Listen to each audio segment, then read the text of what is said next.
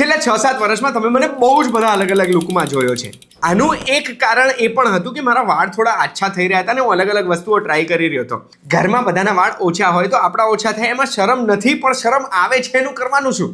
હવે એટલા માટે થઈને જ ફેબ્રુઆરી 2023માં એટલે 2.5 વર્ષ પહેલા મેં હેર ટ્રાન્સપ્લાન્ટ કરાવ્યું હતું. જે ટ્રાન્સપ્લાન્ટ કરાયા પછી મારો લુક મોર ઓર લેસ કન્સિસ્ટન્ટ રહ્યો છે અને 2.5 વર્ષ પછી આ પ્રોસિજરનું આજે શું રિવ્યૂ છે એ મારે તમને જણાવવું છે. અને સાચું કહું, આ વિડીયોમાં તમને બધી જ માહિતી મળી જવાની છે.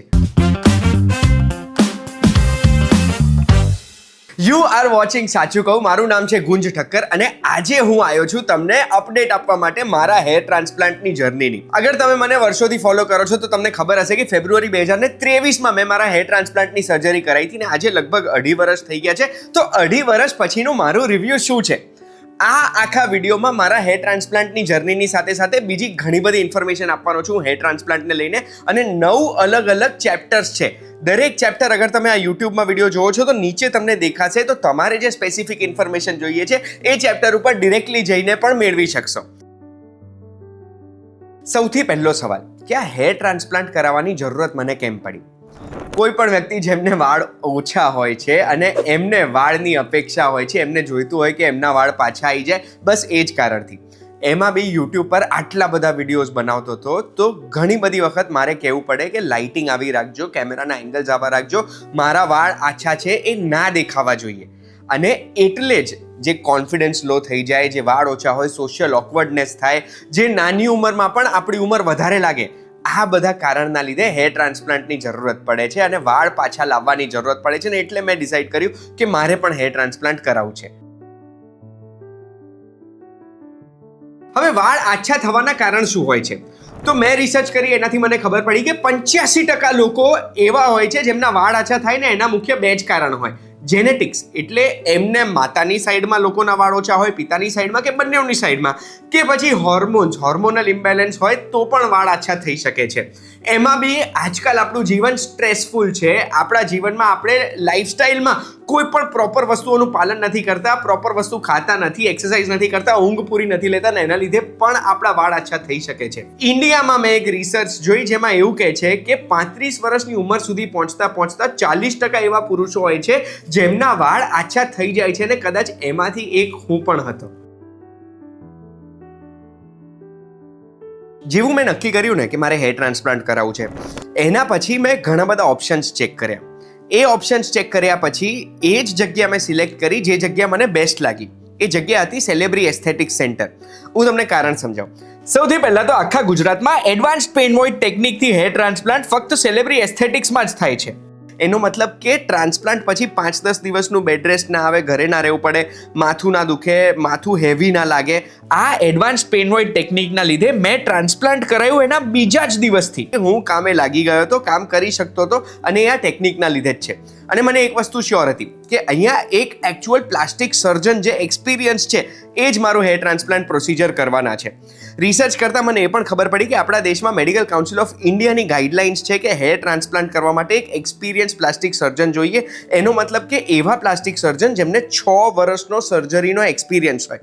એટલું જ નહીં, એક ઓપરેશન થિયેટર જોઈએ, વર્કિંગ ઓપરેશન થિયેટર જે ફૂલ્લી ઇક્વિપ્ડ હોય. એના સિવાય એક ઇન્ડોર એડમિશન્સ ફેસિલિટી જોઈએ અને જ્યારે સર્જરી ચાલતી હોય ને ત્યારે એક એનેસ્થેટિસ્ટ પણ હાજર જોઈએ. આ બધા જ બોક્સિસમાં સેલેબ્રી એસ્થેટિક સેન્ટર ખરું ઉતર્યું. અને એમાં પણ એમની અમદાવાદ, સુરત અને રાજકોટ 3 બ્રાન્ચીસ છે. એટલે મને ખબર હતી કે આટલા બધા લોકો જ્યારે એમને ટ્રસ્ટ કરે છે ત્યારે મેં જે જગ્યા સિલેક્ટ કરી છે એ જગ્યા ખોટી ના હોઈ શકે.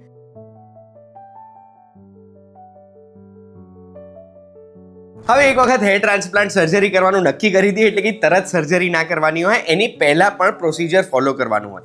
સૌથી પહેલાં તો સેલેબ્રી એસ્થેટિક સેન્ટરમાં મેં મારા વાળના ફોટોઝ સબમિટ કર્યા હતા. એના પછી એક કન્સલ્ટેશન થયું. આ કન્સલ્ટેશનમાં મને જાણ કરવામાં આવી કે ઘણા બધા બ્લડ રિપોર્ટ મારે કરાવવા પડશે. આ બ્લડ રિપોર્ટ એટલે કરાવવા પડે કારણ કે જ્યારે સર્જરી કરવાની હોય ને તો એનેસ્થેસિસ્ટને અને ડૉક્ટર્સને, સર્જનને, એ લોકોને ખબર હોવી જોઈએ મારા બ્લડના પેરામીટર્સ શું છે. એટલે આ બ્લડ રિપોર્ટમાં મારા પેરામીટર્સ બધા નોર્મલ આવ્યા. એના પછી નક્કી કરવામાં આવ્યું કે આપણે હેર ટ્રાન્સપ્લાન્ટ સર્જરી કરવાની છે. સર્જરી પ્રોસિજર આ મારો સૌથી ફેવરેટ પાર્ટ છે. સર્જરી વિશેની વાત કરતા હોય કોઈ પણ વ્યક્તિ તો એમને અંદર ગભરામણ હોય કાં તો PTSD એટલે પોસ્ટ ટ્રોમેટિક સ્ટ્રેસ ડિસઓર્ડર થઈ જાય. પણ મારા માટે આ સર્જરી બહુ જ સ્મૂથ હતી. સેમ ડે ડિસ્ચાર્જ મળી ગયો હતો. નેક્સ્ટ ડે મેં થોડો રેસ્ટ કર્યો હતો, વર્ક ફ્રોમ હોમ કર્યું હતું અને સેકન્ડ ડેથી તો ઓફિસ જવાનું પણ શરૂ કરી દીધું હતું. એટલું સ્મૂથ હતું મારા માટે. હવે આજે એડવાન્સ પેન વોઇડ ટેકનિકની જે મેં વાત કરી હતી ને એ આગળ જોવા મળે છે. તો સર્જરીની તૈયારી કેવી રીતે કરવામાં આવી? તો સૌથી પહેલા મારું એડમિશન થયું, મને એક રૂમ આપવામાં આવ્યો હતો. એ રૂમ પછી મેં ચેન્જ કર્યો સર્જરીના કપડામાં અને એના પછી મારા વાળ ટ્રીમ કરી દીધા. શેવ નતા કર્યા, ટ્રીમ કર્યા હતા. એટલે 3 થી 4 વીકમાં વાળ બધા પાછા ઉગી જાય. એ ટ્રીમ કર્યા પછી માર્ક કર્યું કે કઈ કઈ જગ્યાએ ટ્રાન્સપ્લાન્ટ થવાનું છે. એ માર્કિંગ પછી મેં પણ એક વખત ચેક કર્યું કે ક્યાં ક્યાં ટ્રાન્સપ્લાન્ટ થવાનું છે. અને એ જ્યારે આપણે ચેક કરીએ ને ત્યારે આપણને પૂછવામાં આવે કે શું આ માર્કિંગ બરોબર છે, તમને ઓકે છે, બીજે ક્યાંય તમારે ટ્રાન્સપ્લાન્ટ કરવા છે. એ બધું ઓકે થઈ જાય એના પછી ઓપરેશન થિયેટરમાં મને લઈ જવામાં આવ્યો. હવે આ ઓપરેશન થિયેટર હું તમને સમજાવવા માંગુ છું. ફૂલ્લી ઇક્વિપ્ડ ઓપરેશન થિયેટર હતું. 8 થી 10 મેમ્બર્સની ટીમ હાજર હતી અને એ લોકોએ મારા ઉપર સર્જરી કરી હતી. હવે આ ટીમમાં એક વસ્તુ મેં નોટિસ કરી, એમના 2 ફોકસ હતા. પહેલું, ઇન્ટરનલ કોઓર્ડિનેશન એ લોકોનું એટલું જોરદાર હતું ને કે વાતો કર્યા વગર જ બધાને ખબર હતી પોતપોતાનું કામ શું છે. ત્યાં દેખાતું હતું કે એ લોકો એક્સપિરિયન્સ છે. હવે સર્જરીની વાત કરીએ તો સર્જરીનું પ્રોસિજર આ રીતે હતું કે જેવો ઓપરેશન થિયેટરમાં ગયો, હવે ઓપરેશન થિયેટરમાં હોઈએ તો પેલી લાઇટ્સ પણ મારે. એ લાઇટ્સ મારી આંખોમાં મને ડિસ્ટર્બ ના કરે એટલે મારી આઈઝ પહેલા કવર કરી દેવામાં આવી હતી, જેનાથી હું કમ્ફર્ટેબલ થઈ શકું. પછી મારા માથા ઉપર મને લોકલ એનેસ્થેસિયા મલ્ટિપલ જગ્યાએ આપ્યું હતું, જેનાથી મારું સ્કાલ્પ નમ્બ થઈ જાય, મને પેન ફીલ ના થાય. અને એક માઇલ્ડ સેડેશન પણ આપ્યું હતું. આ માઇલ્ડ સેડેશનના લીધે જ કદાચ આ એક એપ્ટ ટેકનિક છે, એડવાન્સ્ડ પેન વોઇડ ટેકનિક છે. અને એટલે જ કદાચ બીજા દિવસે ના માથું દુખે છે ના માથું હેવી લાગે છે. ગુજરાતમાં આ એકમાત્ર ટ્રાન્સપ્લાન્ટ સેન્ટર છે જેમાં advanced pen void technique follow કરવામાં આવે છે. હવે એક વખત મારું સ્કાલ્પ નમ થઈ ગયું, હું કમ્ફર્ટેબલ થઈ ગયો, માઇલ્ડલી સેડેટ થઈ ગયો. એના પછી મારા ડોનર એરિયામાં એટલે બંને કાનની વચ્ચેનો જે પાર્ટ હોય ને માથાની પાછળનો, એ ડોનર એરિયામાંથી એક પછી એક હેર ફોલિકલ્સ એક્સ્ટ્રેક્ટ કરવામાં આવ્યા. આ હેર ફોલિકલ્સને પાર્ટ્સમાં એક્સ્ટ્રેક્ટ કરે, એક સાથે બધા એક્સ્ટ્રેક્ટ ના કરી દે, જેના લીધે આ હેર ફોલિકલ્સની લાઈફ હજુ પણ વધારી શકાય છે. હવે મારા ડોનર એરિયામાંથી જે હેર ફોલિકલ્સ એક્સ્ટ્રેક્ટ કર્યા હતા ને એને પ્રિઝર્વ કરવા માટે એમને સોક કરી રાખે એક એડવાન્સ્ડ PRP બાયો સોલ્યુશનમાં. આ બાયો સોલ્યુશન તૈયાર કરવા માટે મારું બ્લડ લીધું હતું ને બ્લડમાંથી જ આ તૈયાર કરવામાં આવ્યું હતું. અને આ સોક કરવાનો ફાયદો ખબર છે શું છે? કે હેર ફોલિકલ્સના સક્સેસના ચાન્સીસ વધી જાય છે અને પ્રિઝર્વડ રહે છે. એના પછી એને ટ્રાન્સપ્લાન્ટ કરવામાં આવે છે. એના પછી જે ટ્રાન્સપ્લાન્ટ એરિયા હતો, જે માર્કિંગ કરેલા હતા, એના ઉપર નાના નાના સ્લિટ લગાડે, કટ લગાડે ને એમાં પછી એને ટ્રાન્સપ્લાન્ટ કરે. આ જે ટ્રાન્સપ્લાન્ટ કર્યું અને આ જે ડીપ કરેલું ટ્રાન્સપ્લાન્ટ કર્યું ને એના લીધે આ હેર ફોલિકલ્સનો સક્સેસનો ચાન્સ વધી જાય છે, એની લાઈફ વધી જાય છે. અને આ બેચીસમાં એક્સ્ટ્રેક્ટ કર્યા હોય, બેચીસમાં ટ્રાન્સપ્લાન્ટ કરવામાં આવે એટલે હેર ફોલિકલ્સને બહાર બહુ ટાઈમ સુધી રહેવું પણ નથી પડતું. 6 થી 8 કલાક મારી સર્જરી ચાલી હતી અને થ્રુ આઉટ ધ સર્જરી એક ઇરિગેશન સોલ્યુશન પણ ટ્રાન્સપ્લાન્ટ એરિયા ઉપર એ લોકો કોન્સ્ટન્ટલી લગાડતા હતા, જેનાથી આ હેર ફોલિકલ્સનો સક્સેસનો ચાન્સ હજુ પણ વધી જાય છે. 6 થી 8 કલાકની સર્જરી પતી ગઈ. એના પછી મને ડિસ્ચાર્જ મળી ગયું હતું અને હું ઘરે જઈ શક્યો.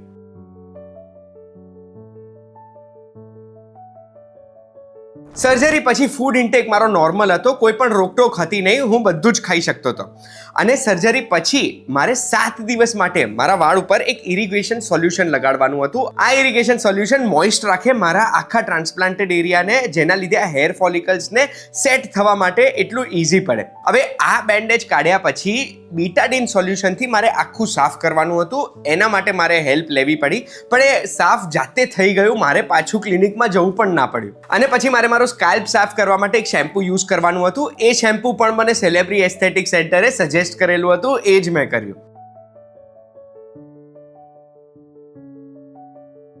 હવે મારી રિકવરી કેવી હતી? આમાં સૌથી પહેલાં તો મારે પેનકિલર અને એન્ટીબાયોટિક જે રીતે જરૂરત હોય એ રીતે લેવી પડે. એ આપણને ડૉક્ટર જ કહી દે. એ દવાઓ ચાલુ છે. એના પછી આપણે પહેલું અઠવાડિયું ક્યાંય બી બહાર જતા હોય તો હેરનેટ પહેરીને જ જવાનું, એટલે ડસ્ટ અને પોલ્યુશન એ આપણા વાળમાં ક્યાંય અફેક્ટ ના થાય. 7 દિવસ માટે મને પરસેવો ના થાય એ મારે અવોઇડ કરવાનું હતું. ડાયરેક્ટ સનલાઇટ મને ના આડે મારા વાળમાં એ મારે ચેક કરવાનું હતું. અને ડસ્ટ અને પોલ્યુશનમાં મારે નહોતું જવાનું, એ મેં ધ્યાન રાખ્યું. પછી 10 દિવસ જેવા થાય ને એવો શેડિંગ ફેઝ શરૂ થઈ જાય. શેડિંગ ફેઝમાં આપણા જે બ્લેક હેર ફોલિકલ્સ હોય ને એ પડવા લાગે, એમાં રૂટ્સ જે ટ્રાન્સપ્લાન્ટ કર્યા છે ઇન્ટેક્ટ રહે, પણ ઉપરના વાળ શેડ થઈ જાય. ત્યારે ગભરાવાની જરૂરત નથી. મને ખબર હતી કે આવું થવાનું છે એટલે હું નહોતો ગભરાયો. આમાં રૂટ્સ ઇન્ટેક્ટ રહે પણ ઉપરના વાળ બધા પડી ગયા છે. મારો શેડિંગ ફેઝ 3 મહિના માટે ચાલ્યો હતો, જે 3 મહિનામાં જેટલા બી ટ્રાન્સપ્લાન્ટેડ હેર ફોલિકલ્સ હતા એમાં ઉપરના જે વાળ હોય ને એ શેડ થઈ ગયા હતા. ઘણા લોકોને 2-3 મહિનાથી વધારે ચાલે, ઘણા લોકોને એનાથી ઓછું ચાલે, ઘણા લોકોને આ શેડિંગ ફેઝ આવતો જ નથી. શેડિંગ ફેઝ પતી જાય એના પછી આપણે જોઈએ ને તો પાછું જે પહેલા હતું ને એવું બેર સ્કિન થઈ જાય. બટ અહીંયા આપણે ચિંતા કરવાની જરૂરત નથી. હવે આ 3 મહિના સુધી શેમ્પુ આપણને કીધેલું હશે યુઝ કરવાનું, જેલ અને સીરમ પણ યુઝ કરવાના હોય છે જે આપણે યુઝ કરી શકીએ. અને શેડિંગ ફેઝ પછી રૂટ્સમાંથી ઓટોમેટિકલી વાળ ઉગવાનું શરૂ થઈ જશે અને તમને ફરક દેખાશે. હવે ટ્રાન્સપ્લાન્ટ પછી વાળનું શું ધ્યાન રાખવાનું? તો મલ્ટીવાઇટામિન દવાઓ કદાચ આપણે લેવી પડે પહેલા 3, 6 કે 12 મહિના માટે. જેલ કે સીરમ આપણને આપે એ બી કદાચ પહેલું 1 વર્ષ જ આપણે યુઝ કરવાનું છે. ઘણા લોકોને 2-3 મહિનામાં રિઝલ્ટ દેખાય. મને લગભગ 6 થી 7 મહિના લાગ્યા હતા, જે 6-7 મહિના પછી મને ક્લિયર ડિફરન્સ દેખાવા લાગ્યો મારા લુકમાં. આજે 2.5 વર્ષ થઈ ગયા છે મારે ટ્રાન્સપ્લાન્ટને અને રિઝલ્ટ તમે જોઈ શકો છો. એ 2.5 વર્ષ પછી પણ મારા ટ્રાન્સપ્લાન્ટેડ હેર એમના એમ છે. મારા જે નેચરલ વાળ હતા, જે ટ્રાન્સપ્લાન્ટ નહોતા કરાયા, એ કદાચ થોડા આછા થયા છે, પણ ટ્રાન્સપ્લાન્ટેડ વાળમાં મને કોઈ પણ પ્રોબ્લેમ દેખાતી નથી. હવે ખર્ચો કેટલો થાય એ પણ તમને સવાલ થયો હશે. તો 20,000 રૂપિયાથી લઈને 2 લાખ રૂપિયા સુધીનો ખર્ચો થઈ શકે છે, પણ એ બધું ડિપેન્ડ કરે છે કે આપણે કેટલા ગ્રાફ્ટ નંખાયા હતા, એટલે કેટલા ગ્રાફ્ટ ડોનર એરિયામાંથી કઢાઈને એના પછી આપણે કેટલા ટ્રાન્સપ્લાન્ટ કરાયા હતા. એ ગ્રાફ્ટનો હેન્ડલિંગ પ્રોસિજર શું હતો, એટલે ગ્રાફ્ટને કાઢ્યા પછી કઈ રીતે હેન્ડલ કર્યા હતા, એટલે જે મેં પેલું એડવાન્સ PRP બાયોસોલ્યુશન વાળી વાત કરીને એ હોય તો એના ચાર્જીસ એક્સ્ટ્રા હોય. ગ્રાફ્ટ પ્રિઝર્વેશન કેવી રીતે કરવામાં આવ્યું હતું, એ ગ્રાફ્ટ હાર્વેસ્ટિંગ એટલે ગ્રાફ્ટ કાઢવાની ટેકનિક કેવી હતી, પછી ટ્રાન્સપ્લાન્ટ પછી લેઝર હેર થેરેપી સેશનની આપણે જરૂરત છે કે નહીં, અને ડાયટ કન્સલ્ટેશન આપણે લઈએ છે કે નહીં, કારણ કે at the end of the day સારું ડાયટ લઈશું તો આપણા વાળ સારા રહેશે. હવે મને ઘણા બધા પ્રશ્નો પણ આવે છે, જે પ્રશ્નો એક પછી એક હું તમને જવાબ આપવા માંગુ છું. સૌથી પહેલું, આ શું સાચે પેનલેસ પ્રોસિજર હતું? જેન્યુઇનલી તમને કહું છું, એટલો કમ્ફર્ટેબલ હતો હું ઓપરેશન થિયેટરમાં કે મને કોઈ પણ પેન ફીલ થયું જ નહોતું. સર્જરી નામ પડે ને એટલે ઘણા બધા લોકોને પ્રીકન્સીવ નોશન હોય. એમને એવું હોય કે સર્જરી છે એટલે 2-3 દિવસ હોસ્પિટલમાં રહેવું પડશે, સ્ટિચીસ આવશે, ડ્રેસિંગ કઢાવવા કે ફરી કરાવવા જવું પડશે. બટ સેલેબ્રી એસ્થેટિક્સમાં આ હેર ટ્રાન્સપ્લાન્ટ સર્જરીમાં આવું કશું જ નથી. સર્જરીનો દિવસ હતો, એના બીજા દિવસે મેં આરામ કર્યો હતો અને એના પછીના દિવસે મેં નોર્મલ વર્ક શરૂ કરી દીધું હતું. ક્વેશ્ચન નંબર 2, મારે મારા વાળનું લોંગ ટર્મ શું ધ્યાન રાખવાનું ટ્રાન્સપ્લાન્ટેડ વાળનું? તો તમને સાચું કહું, 3 થી 12 મહિનાની વચ્ચે જે આપણે જેલ, સીરમ, દવાઓ, મલ્ટીવાઇટામિન એ બધું જે ખાધું હતું એ બધું આપણે કરવાનું. 12 મહિના પછી મેં તો કશું ધ્યાન રાખ્યું નથી, કશું ધ્યાન રાખવાની જરૂરત નથી પડતી. અરે આ નોર્મલ નેચરલ વાળ જ છે, જે પાછળ ઉગતા હતા એ હવે ઉપર ઉગે છે. હું પકડીને ખેંચી બી શકું છું, એમાં બી કોઈ સ્ટ્રેસ નથી. તમને એક પ્લાન્ટનું એક્ઝામ્પલ આપું. કોઈ પણ પ્લાન્ટ છે ને ઉગાડવા, એના કાં તો બીજ કાં તો એ પ્લાન્ટની કોઈ બ્રાન્ચ આપણે બીજે ક્યાંય રોપીએ છીએ, એના પછી કઈ રીતે ઉગે છે, બસ આ સેમ વસ્તુ થઈ ગઈ. ડોનર એરિયામાંથી આપણે એક્સટ્રેક્ટ કર્યા છે ફોલિકલ્સ અને એને લગાડ્યા છે આપણે ટ્રાન્સપ્લાન્ટ એરિયામાં. બસ એ જ છોડ બીજી જગ્યાએ ઉગી રહ્યો છે. ક્વેશ્ચન નંબર 3, શું મારે જિંદગીભર દવાઓ લેવી પડશે આ ટ્રાન્સપ્લાન્ટ કરાયા પછી? તો એનો જવાબ છે ના. નંબર 4, ડોનર એરિયામાંથી વાળ કાઢ્યા હતા તો શું ડોનર એરિયામાં હવે બોલ્ડ પેચીસ પડી ગયા છે?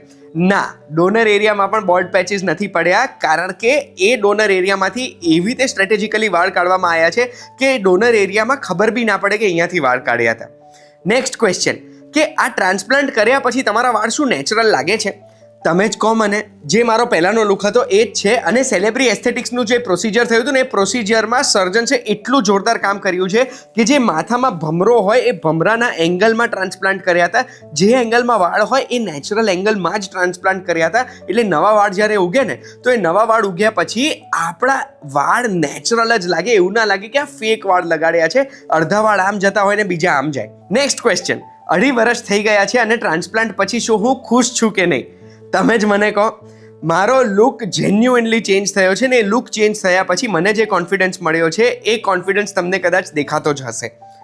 આ વિડીયોમાં ટ્રાન્સપ્લાન્ટની સંપૂર્ણ માહિતી મેં તમને આપી છે, મારા પ્રોસિજર વિશે પણ મેં તમને કીધું છે. આમાં જો કોઈ પણ પ્રશ્ન છે તો તમે મને કમેન્ટમાં પૂછી શકો છો, કે પછી તમારે સ્ક્રીન ઉપર દેખાય છે એ નંબર ઉપર કોલ કરીને ડાયરેક્ટલી સેલેબ્રી એસ્થેટિક્સમાં પણ કોલ કરજો. બહુ જ જેન્યુઇન લોકો છે, મજા આવશે વાત કરીને.